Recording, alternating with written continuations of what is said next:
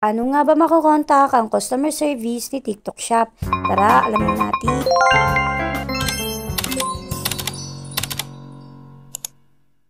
Alam nyo naman, nung nakaraan ay gumawa ako ng video tungkol dito sa TikTok Shop. Karamihan doon sa video ko ay tungkol sa TikTok Shop Pay Later. At napakadami ninyong mga tanong doon. Yung iba nasagot ko, pero yung iba naman ay hindi. Kaya sa video na ito ay tuturo ko sa inyo kung paano nyo makakontak ang customer service ni TikTok Shop. So, paano nga ba natin makakontak ang live agent ni TikTok Shop? Siyempre, unang-una ay pumunta kayo sa inyong TikTok at pindutin nyo itong shop. Tapos ito, kung saan nyo makikita yung hilera ng mga orders, sa pinakadulo nyan is makikita nyo na yung help. So, need nyo nang i-click yan. Pagka-click nyo yan is ganito na yung lalabas. Tapos, sa pinakababa is makikita nyo dito yung chat with us. So, ito yung way para makakontak ninyo or makausap ninyo yung live agent ni TikTok Shop. So, syempre, pagka-click nyo is hindi agad lalabas dyan yung live agent. Need nyo pang i-type yung live agent. Dahil kapag hindi nyo tinype yan, ay automatic lang yung masasagot sa inyo. Tapos, ayan, click natin click tong chat with live agent. Dito, ang kinagandahan ng TikTok Shop ay hindi ka na mag-aantay na matagal unlike sa Shopee at sa Lazada. Dito, makokonek ka agad sa live agent. So, hindi ko alam kung ganito rin ba yung iba. Pero sa akin kasi ever since na gumamit ako nitong live agent dito sa TikTok Shop is nag-reply sila agad at may binigay din sila agad. Wala nang pila. Pero siguro kasi sa Shopee kasi tsaka sa Lazada,